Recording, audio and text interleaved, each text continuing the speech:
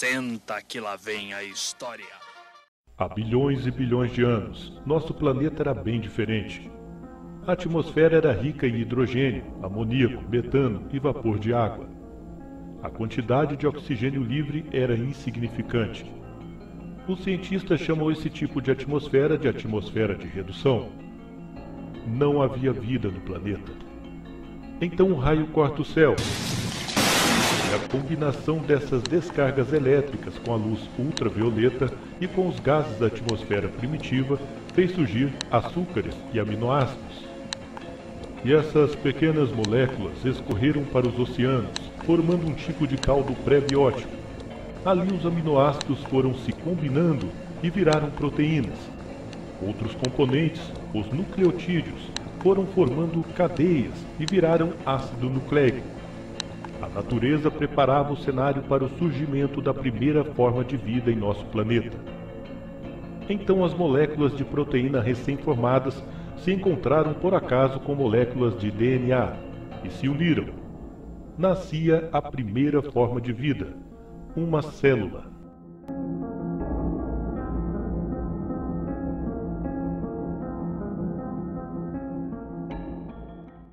O que você acabou de ver é a explicação que a ciência convencional dá para o surgimento da vida em nosso planeta.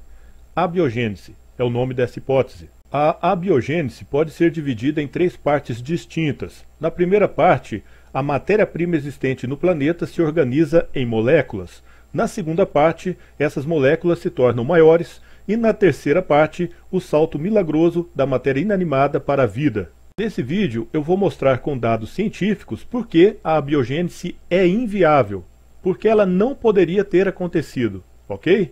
Vamos lá. Primeiro vamos começar com a atmosfera de redução proposta pelos cientistas. Você viu aí no vídeo que, segundo os cientistas, a atmosfera primitiva da Terra era bem diferente dessa atual. Era uma atmosfera carregada com amoníaco, com metano, ou seja, uma atmosfera completamente venenosa, imprópria para a vida. Quase não existia oxigênio livre nela, segundo os cientistas. Mas será que essa atmosfera realmente existiu? Será que os cientistas possuem alguma base científica, alguma evidência de que essa atmosfera realmente existiu no passado de nosso planeta? Ou será que tudo isso não passa de especulações? Bom, tem um cientista que ficou muito famoso depois que ele tentou reproduzir a abiogênese em laboratório. Inclusive ele tentou simular essa atmosfera de redução.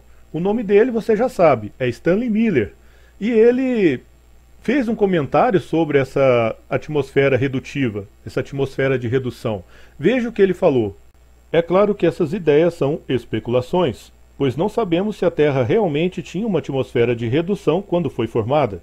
Até agora não se achou nenhuma evidência direta. Mas se não existe nenhuma evidência direta de que no passado nosso planeta teve uma atmosfera de redução, por que então os cientistas insistem nessa ideia? Os cientistas insistem nessa ideia de atmosfera de redução por um motivo bem simples e conveniente também.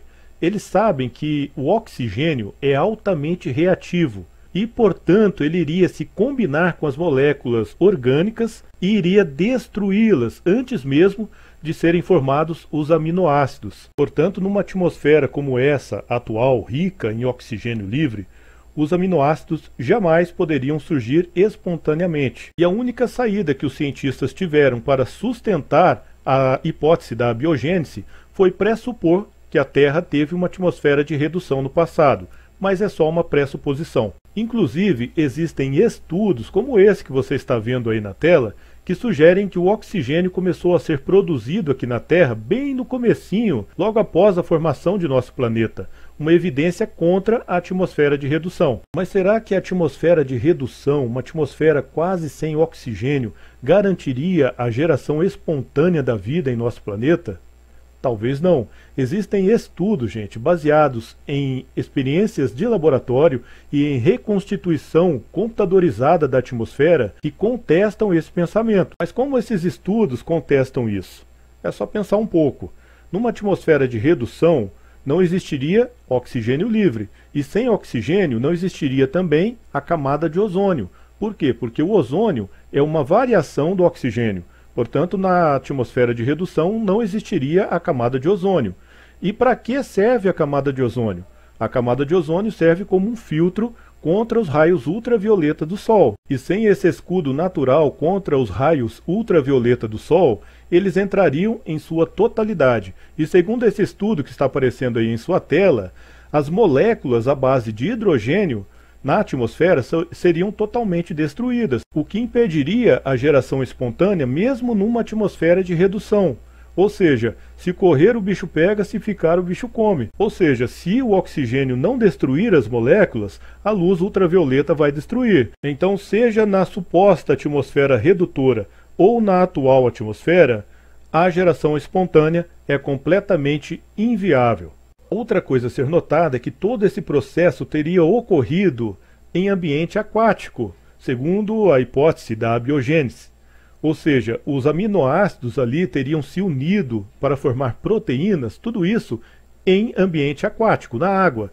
E nós sabemos que o ambiente aquático prejudica a polimerização, que é a união das moléculas menores em moléculas maiores. E depois disso vem o surgimento da vida, o grande salto da matéria inanimada para a vida, um salto imenso, um grande milagre, literalmente um milagre. Uma coisa jamais observada, porque o homem jamais observou matéria inanimada se tornar vida. Isso jamais foi observado, isso jamais foi repetido em laboratório, inclusive na experiência de Stanley Miller, ele conseguiu produzir aminoácidos, que não são vida. Sim, porque em sua experiência, Miller ele produziu alguns tipos de aminoácidos, e nós sabemos que pelo menos 20 aminoácidos são essenciais para a vida. Sem esses 20 aminoácidos, não poderia existir vida.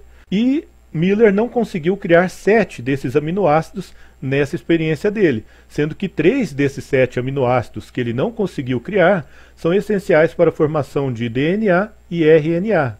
Outra coisa, você já notou que os cientistas sempre se referem a essa primeira forma de vida como uma forma de vida simples? Sim, porque eles sabem, gente, que já é difícil de acreditar nesse grande salto de matéria inanimada para a vida. Agora imagina se a primeira vida a surgir no planeta já viesse de forma complexa. Seria mais difícil ainda acreditar.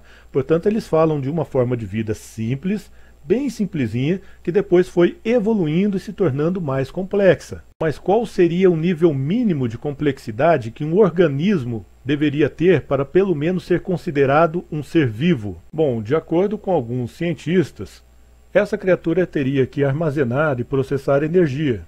Ela teria que ser capaz também de sintetizar macromoléculas e também precisaria de canais e filtros proteicos. E o mais importante, ela precisaria armazenar e processar informação.